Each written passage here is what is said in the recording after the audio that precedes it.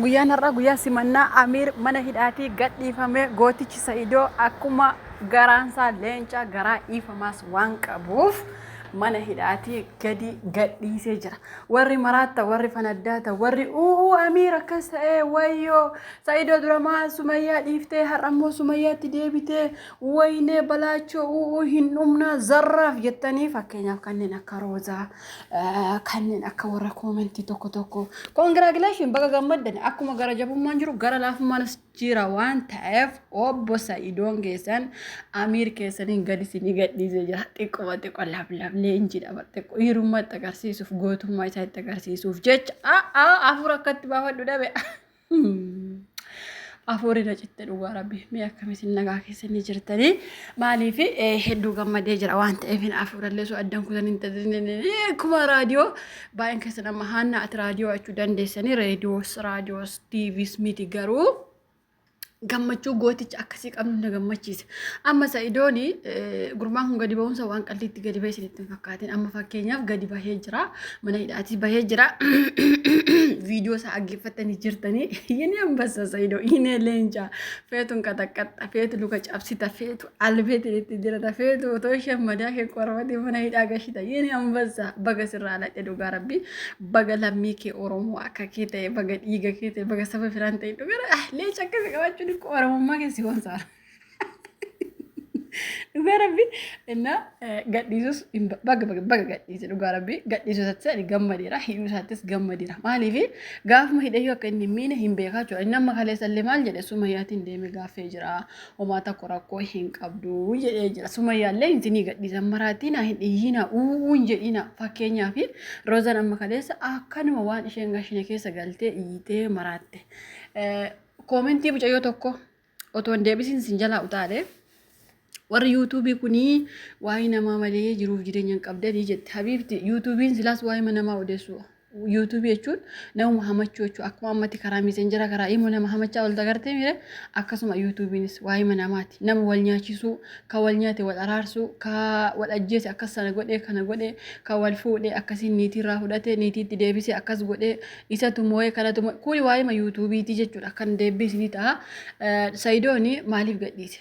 takkaa hidhee maaliif gadhiise gaaffii hunda keenyaati anama fakkeenyaaf torbeen fin ergi hidhee maaf gadhiise rakkoon maali isatu maal jennaan maaliif gadhiise akkuma amma kaleessa Sumayyaatiin maal jedhee yoo isheen ijoollee koodatti agarsiifte ijoollee koo arginaadhaan hin dhiisaa mana hidhaa sanaatti ishee baasaa akkuma jedhee kanallee yoo inni waa godhe yookaas immoo yoo inni Sumayyaa biraatiin deebi'e jedhe gadhiise na fakkaata akkasumatti lafaa kadheen gadhiisu immoo mana hidhaa cabsee bahe gurbaan no mana hidhaan cabsu mana hidhaa cabsee soo bahe immoo sapiraayizii akkas keekii adda addaa hin qopheessaniif jechuudha walumaa galanii waa Saidoon baase wayii natti fakkaata lammaffaa Amiir qoosaa Saidoo qoosaa Sumayyaa as goruu achi goruu minim yellam zim jedhi yuutuubii akka dura hojjetatti hojjedhu qoosaa Saidoo isi yoo umrii koo xinnoo jiraachuu barbaada bidda Itoophiyaa kana nyaachuu barbaada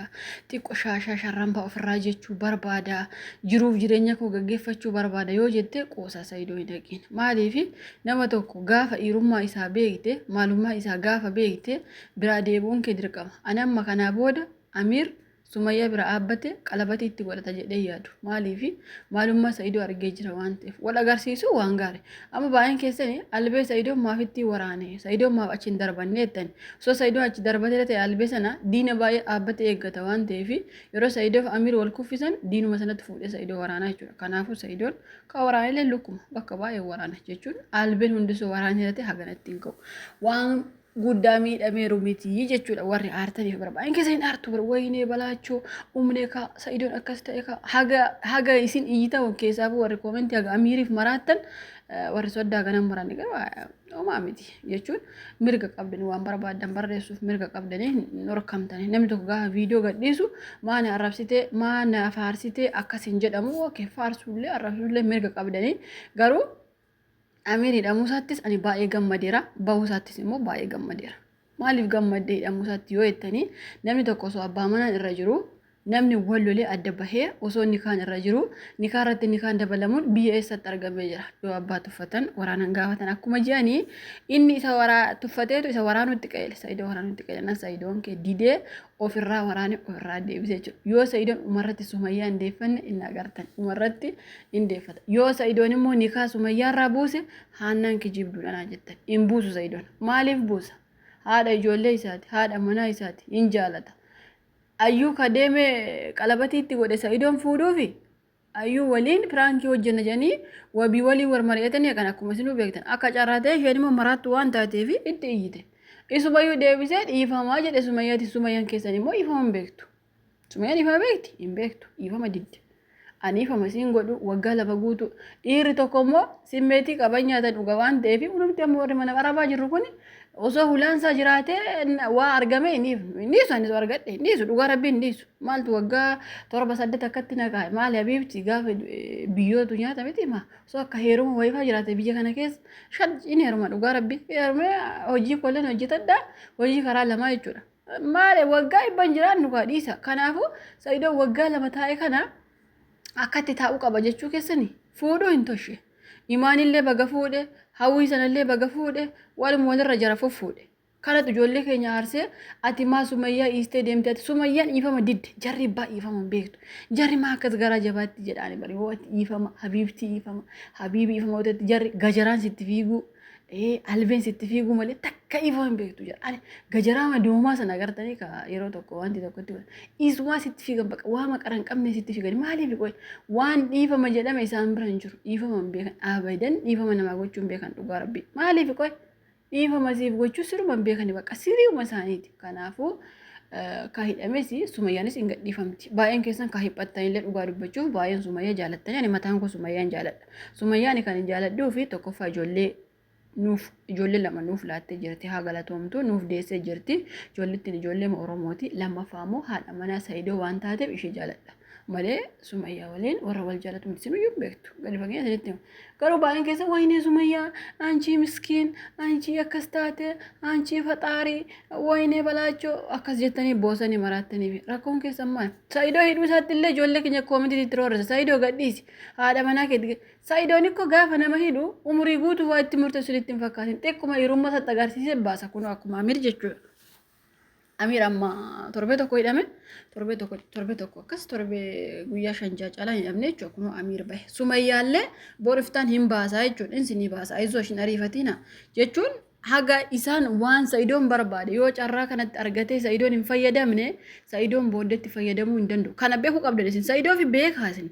Saidoon maaf qabee hiisisaa rakkoo maali jedhaati beekaa fi carraa kan argatee bira Sumayyaa waggaa meeqa barbaade ijoolleen amma Gondar jirti jeniin ijoolleen kee Gondar jirti malee as keessa jirtu garuu hin kijiban ijoolleen Adaamama jirti oksanii achi jirti yoo Saidoon carraa kanatti hin fayyadamne kamitti fayyadama garuu Saidoon gara laafummaa baay'ata namni gara laafummaa baay'atu ofiif hin jiraatu dhugaa rabbii Saidoon amma gurbaa kanallee baase war Sumayyaallee baasa Saidootti yoo jarri kun immoo hin deebine ni agartan hin ta'u gara laafummaan garmalee hin ta'u osoo akeekkachiisatti hin goyin osoo waan bakka kaleessa hiisise har'a baasuu maaliif waan irratti walii galan Sumayyaan manni fakkeenyaaf yoo ishee ijoollee kolaalaatti nan baasaa yoo isheen natti deebite hin jedhu itti deebuu qabdi dirqama isheeti eenyutti heerumuufi kanaafuu namni yeroo baay'ee garaa laafu jireenya ofiif hin mijeeffatu dhugaa rabbii namaaf mijeessa namaaf haala qajeesha malee ofiif hin mijeeffatu kan akka Saidoo baa ilaala gara laafessa osoo jarataate amma oguma torbee tokkotti ani Saidootiin deebisanii baasani haga Saidoon mana hidhaa sana keessatti tortoree abeet